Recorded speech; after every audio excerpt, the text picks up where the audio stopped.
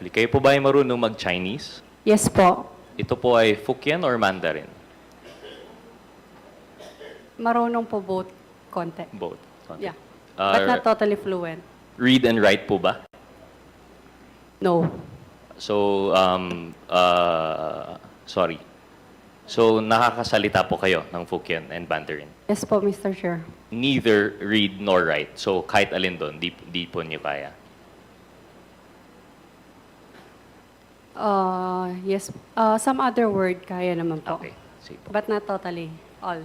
Are you associated with the corporations Whirlwind and Lucky South 99? Yes po. Kasama po sa inyong trabaho, nabanggit po ninyo dati na nagsimula po kayo as EA. Tama po ba? Ayun po yung alam po ng other people, but not, hindi po.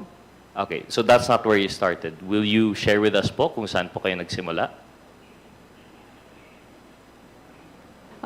Pwede po ako mag-refuse to... Of course. To answer, But I have sorry. to ask lang po, can you explain po your refusal?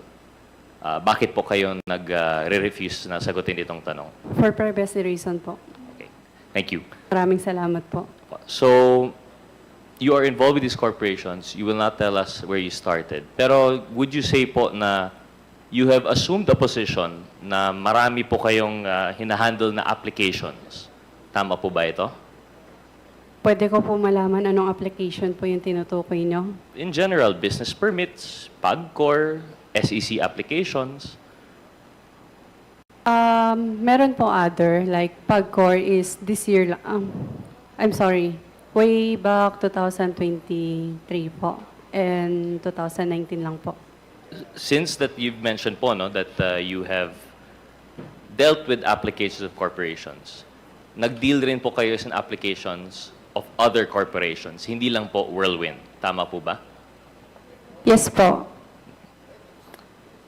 Would you care to share with us what other corporations po you have dealt with for yung mga applications na ito? Lucky South po. Lucky South 99.